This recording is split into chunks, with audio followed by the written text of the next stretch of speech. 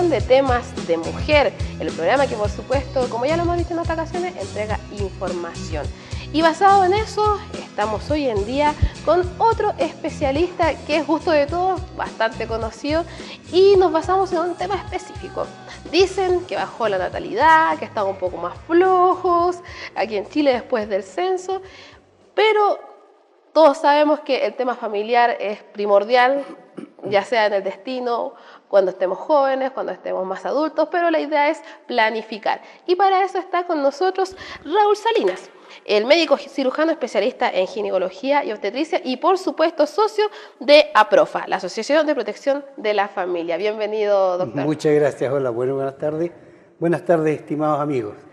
Qué bueno, doctor. Nuevamente tenemos aquí, estábamos hablando que la otra oportunidad a nuestra amiga le gustó bastante estar aquí con Raúl Salinas, por supuesto, y ahora lo tenemos nuevamente. Muchas gracias por la invitación y sobre todo muchas gracias porque nos das y nos dan desde su casa la posibilidad de hablar de temas que son interesantes, son entretenidos y son de motivo diario para la familia, las personas, los jóvenes, los adultos. Doctor, están así que están un poquito más flojos los chilenos en el sentido de planificación familiar, estamos teniendo menos hijos, ¿es así? Sí, es así. Eso es efectivo. Ahora son múltiples causas, casi nunca las cosas ocurren por una sola causa.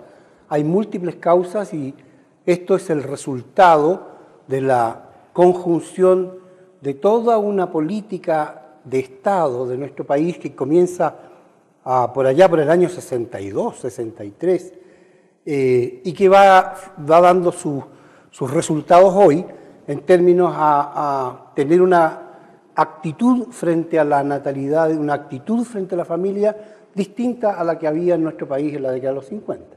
Doctor, ¿cuándo es posible ya empezar a hacer esta planificación familiar? Porque a veces nosotros pensamos, tú a los 14 años un bebé, de aquí ya no, ¿qué va a planificar? ¿Se puede hacer en esa edad? ¿Cómo? A ver, mira, hablemos de varias cosas. Primero vamos a hablar un poco de historia. Al comienzo de la década del 60, el presidente John Kennedy en Estados Unidos, motivado por lo revoltoso que se le había puesto Cuba, genera un programa que se llamó Alianza para el Progreso. Y era distribuir dinero a América Latina, que había sido el patio trasero durante muchos años, para que América Latina se desarrollara. Pero en ese tiempo primaban conceptos que tenían que ver con el control de la natalidad. Entonces los conceptos internacionales era que aquellos países que eran capaces de controlar su natalidad eran los países que tenían más posibilidades de surgir, porque ahí iban a haber menos niños, en fin, mil cosas. Entonces, la Alianza para el Progreso le exigió a cada uno de los países de América Latina, especialmente Chile, Uruguay, Perú, Ecuador, en fin, que participaban en ello, generar programas de control de la natalidad. Así se llamó en esa época. Más tarde, ese control de la natalidad se transformó en los programas de planificación familiar. Y finalmente, al día de hoy, esos programas de planificación familiar se han transformado en lo que se llama paternidad responsable. Entonces, a eso tenemos que referirnos, a la paternidad responsable. Significa que yo tomo conciencia de mi capacidad de engendrar hijos y de procrear hijos y que esto debo hacerlo responsablemente. Toda esta tremenda vuelta que doy, querida Katy, es para decirte que uno debe empezar a ser responsable cuando empieza a ser fértil. Nosotros no podemos decirle a los niños o a los jóvenes, seamos responsables desde los 18 años, pero si ellos están teniendo relaciones desde los 13, vamos a tener que asumir que tienen que guardar en su disco duro de aquí del cerebro alguna cuota de responsabilidad para enfrentar su sexualidad de un modo más saludable y menos riesgoso. Doctor, y en esa parte de la historia, ya que ahí es donde aparece el tema del anticonceptivo, la creación de esta píldora que ha beneficiado a muchas a la larga de toda la historia. Claro, en 1961 aparece en Alemania la píldora anticonceptiva y generó una revolución inmensa, pero una revolución de la humanidad, pero también una revolución del rol y del empoderamiento. Esa palabra empoderamiento me gusta re poco porque la encuentro un neologismo re feo, pero usémosla. Del empoderamiento de la mujer. Cuando aparece la píldora anticonceptiva, la mujer se libera de muchos desafíos, de muchas dificultades, e incluso empieza a pensar en su propia sexualidad al margen de su capacidad procreadora. Entonces fue un cambio inmenso, tremendo. Y desde esa primera píldora anticonceptiva hasta el día de hoy se han elaborado, se han desarrollado y se han posesionado en el mundo de la medicina múltiples formas de controlar la fertilidad y de actuar de un modo responsable en la paternidad. Doctor, bueno, no quiero dejar de que toquemos ese tema de cuánto, porque hoy en día hay un montón de nombres de estas píldoras, pero antes de eso, a su consulta sobre todo, ¿llegan parejas a hacer este tipo de paternidad responsable? ¿Llega la mujer sola? ¿Cómo se desarrolla esto? Ha ido cambiando en el transcurso de los años. Yo soy médico ya con hartos años, así que puedo hablar, por ejemplo, de lo que ocurría a fines de la década del 70 y la década del 80. Ahí llegaban las mujeres solas, en la inmensa mayoría. Luego empezaron a aparecer las parejas, el hombre se empezó a comprometer un poco más con la vida familiar, a pesar de que el tiempo cada vez va siendo menos para nosotros, el hombre se empezó a comprometer un poco más con esto de la paternidad responsable, como lo llamamos hoy. Doctor, y hoy en día, hoy en día el fenómeno es el siguiente. Llegan parejas, sin duda. Llegan jovencitos solos, ellos, dos. Niño, joven y joven, hombre y mujer. Pero llegan mamás con sus hijas. Ah, perfecto. Y eso es novedoso, es de los últimos años. O sea, en el fondo es un reconocer, la sexualidad ya es inevitable, y siendo inevitable, mejor seamos responsables en la práctica de ella. ¿Eso es aconsejable hoy en día, doctor, con todo el boom que tenemos en televisión, en internet? ¿Es aconsejable eso? ¿O quizás eso queda a criterio de cada papá? Lo aconsejable es que los papás seamos capaces de dar, y los abuelos, seamos capaces de dar a los jóvenes las herramientas suficientes para que criteriosamente tomen decisiones.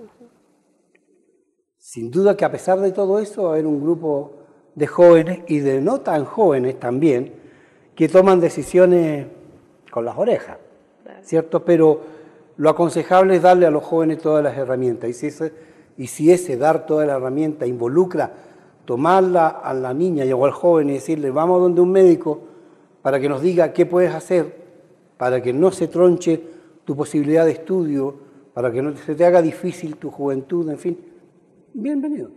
De lleno, doctor, vámonos entonces, ¿cómo se hace este tipo de trabajo? Porque me imagino que existen varias parejas o varias jovencitas, no digo tan jovencitas, yo digamos un poquito más las adultas jóvenes que se le dice, que quieren ser mamás.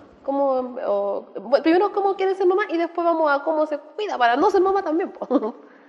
A ver si te estoy entendiendo bien, ¿qué cosas tienen que hacer para ser mamás? Claro, para ir a hacer planificar, porque mire, le voy a comentar, en base a artículos que sale que de cierta edad se puede ser mamá, después se pierde un poco la calidad para hacer del óvulo. Vayamos con el rango. ¿Cuál es el rango mejor para ser mamá? A ver, te lo voy a contestar de otra manera. Mira, las mujeres europeas de promedio en la Europa Central, digamos desde Francia hasta Polonia, en toda esa Europa Central están siendo madres por primera vez de promedio a los 36 años. Uno dice, si tomas ese dato y lo llevas 20 años hacia atrás y lo pones en Chile, 20 años atrás una mujer de 36 años ya era vieja para tener guagua, su primera guagua. Hoy en día en Europa está pasando eso y eso mismo se está repitiendo en nuestro país, en Chile.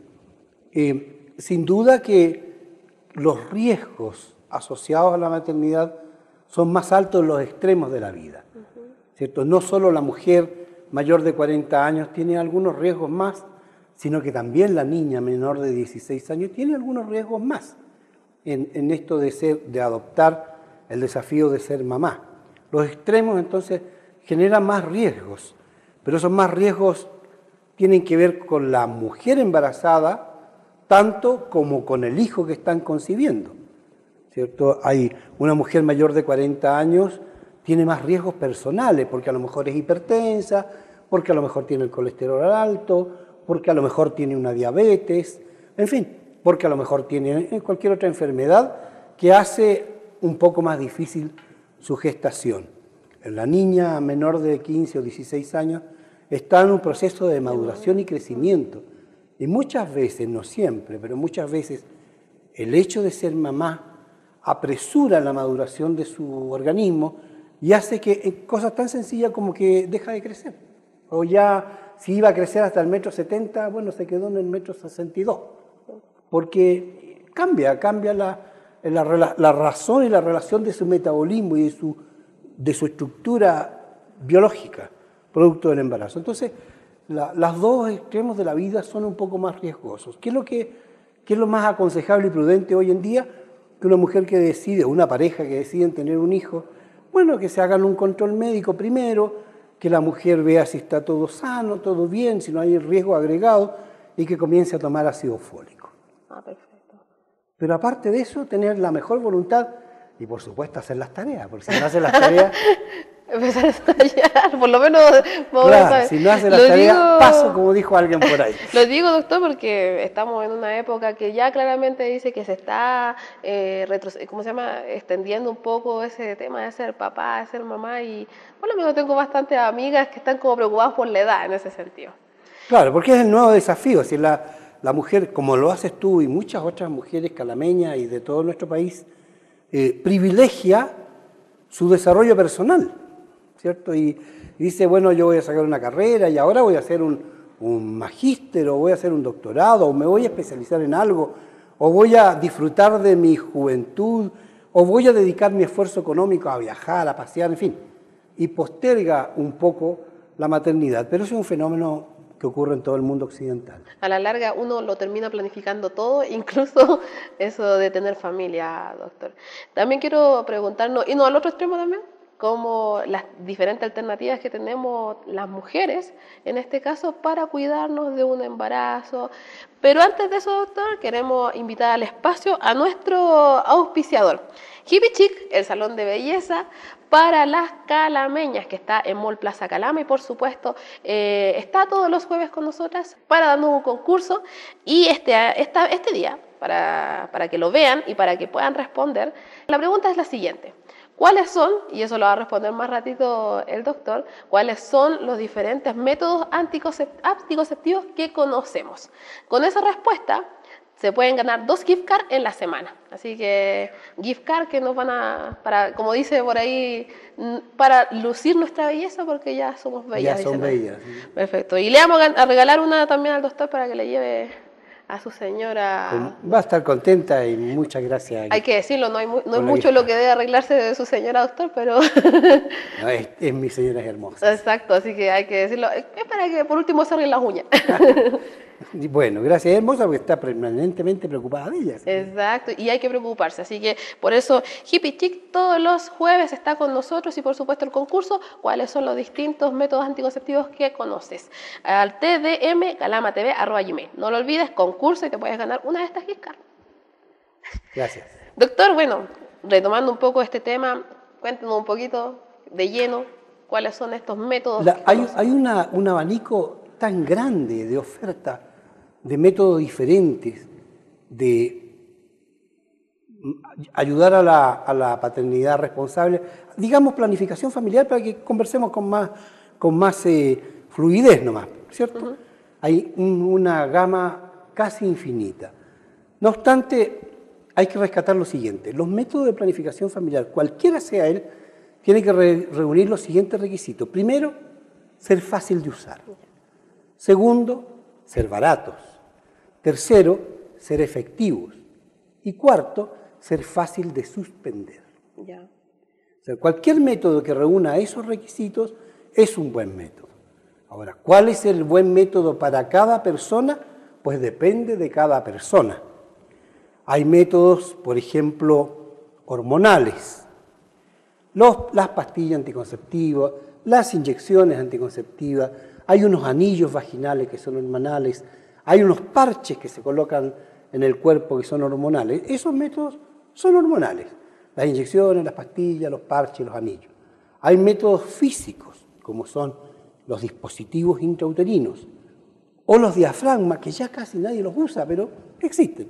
Y hay métodos químicos, que ya también están en el descrédito, como por ejemplo el uso de la crinacrina, que era una cosa que se introducía por el cuello del útero y tapaba las trompas, era como meterle cemento a las trompas uterinas, entonces no podían embarazarse. ¿Y eso después se sacaba? No, eso era definitivo, era para siempre, eso ya, era lo grave el problema. Ya, o sea, era fácil, claro, pero colocarlo, pero después, bueno, ya hay métodos definitivos, ¿cierto? Y los métodos definitivos son las esterilizaciones, tanto del hombre como de la mujer.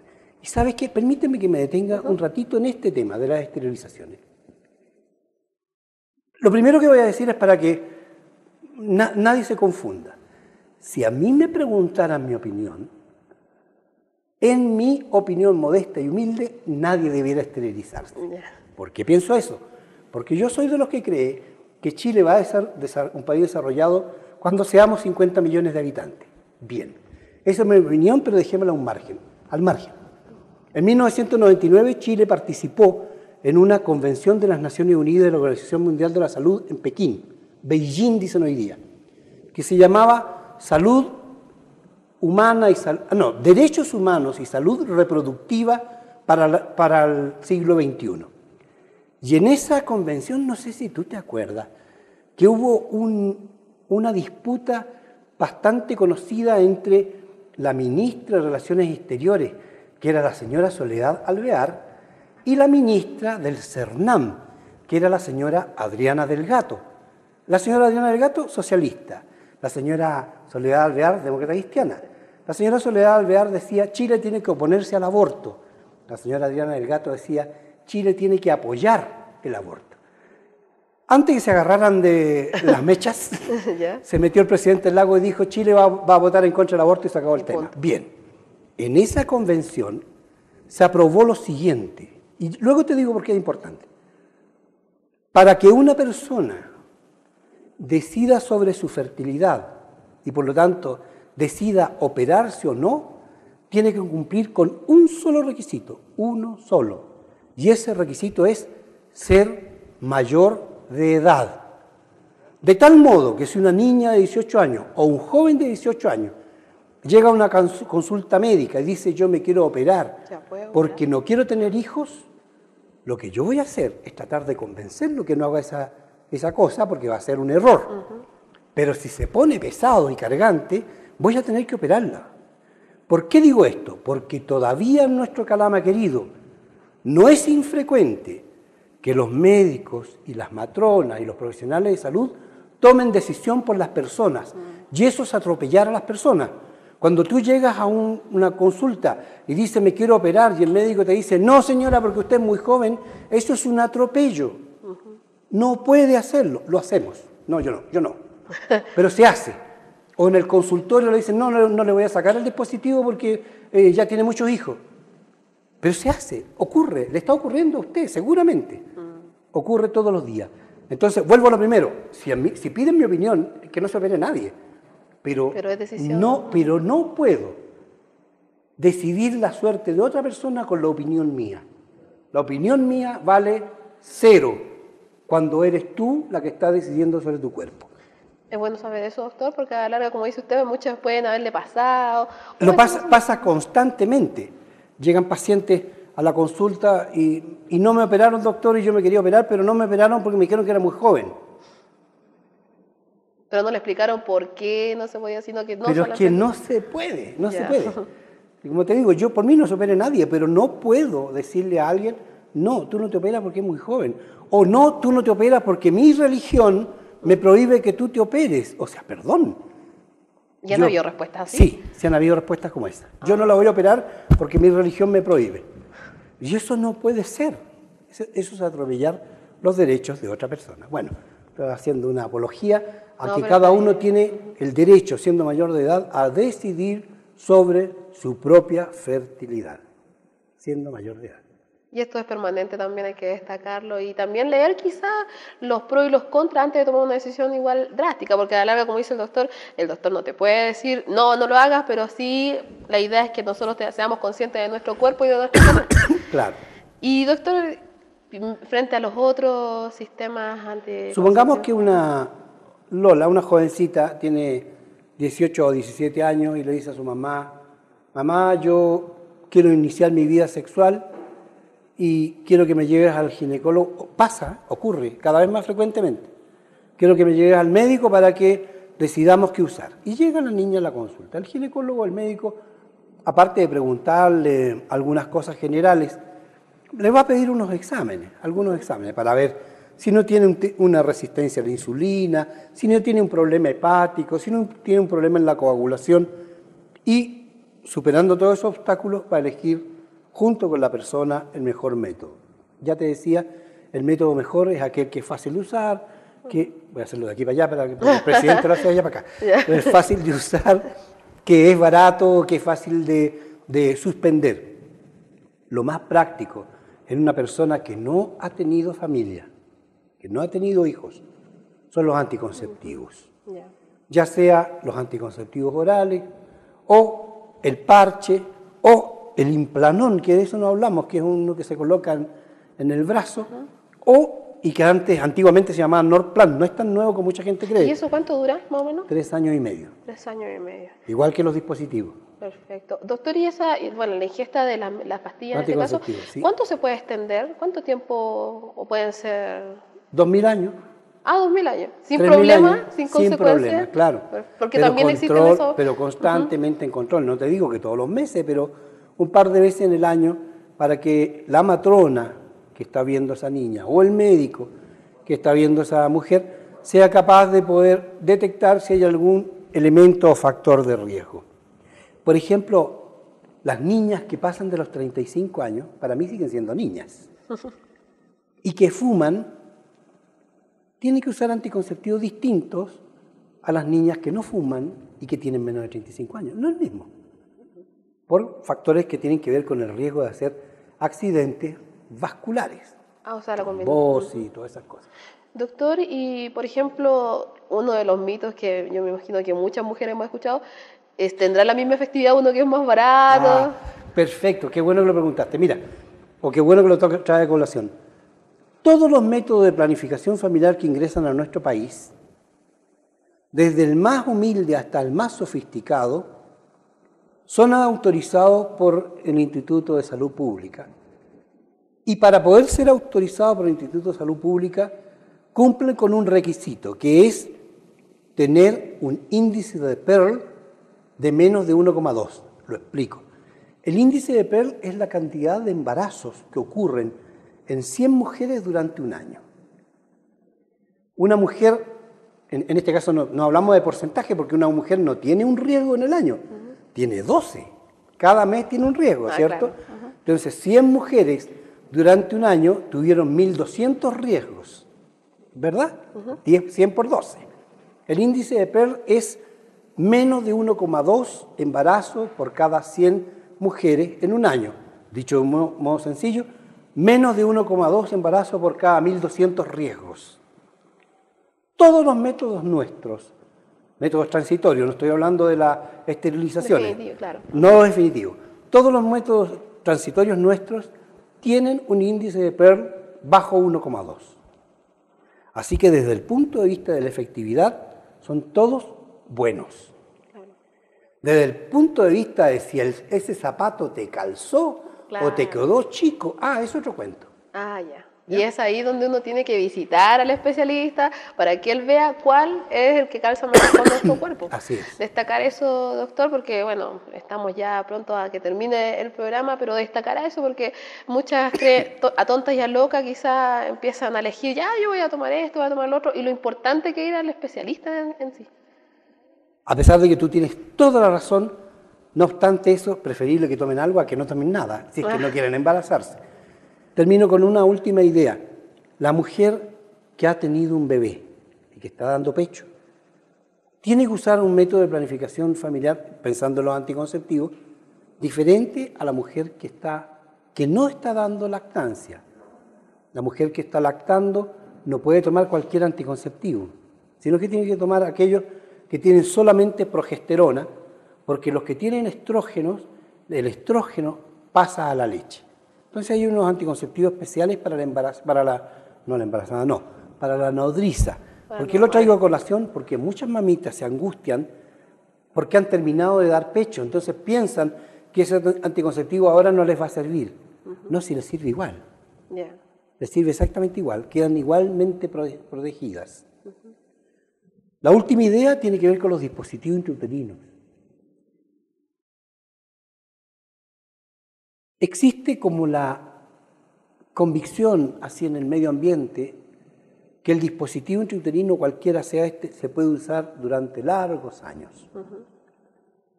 Eso es una verdad a medias. ¿Por qué a medias? Porque si alguien me pregunta cuánto tiempo es efectivo el dispositivo intrauterino para prevenir un embarazo, bueno, entre 3.000 y 3.500 años.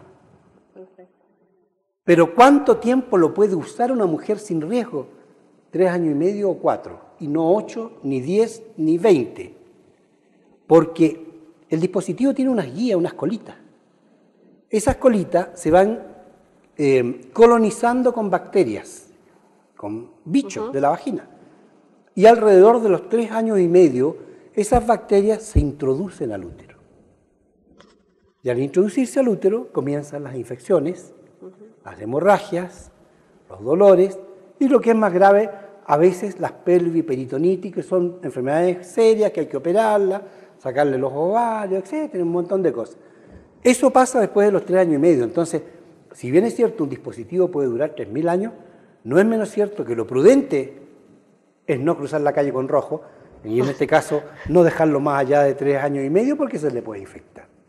¿Ya? Muchas gracias, doctor. Y bueno, ¿qué decir? Nos deja de nuevo con un montón de preguntas, doctor. Así que ya queda invitado a una nueva edición de Cuando usted Temas quiera, de Mujer. para mí es muy entretenido. Además, si me van a dar ¿Más gift card? una gift card de regalo. De Happy... De Hippie Chic. Hippie Chic, eso, no Happy. Hippie Chic. Muchas gracias, Hippie Chic. Y más agradecido va a estar mi señora. Gracias. Muchas gracias, doctor. Y por supuesto, como siempre, reiterar los controles, que es lo más importante, y el cuidado que tenemos que tener con nuestros cuerpos. Los invitamos a una nueva edición, por supuesto, que dejen.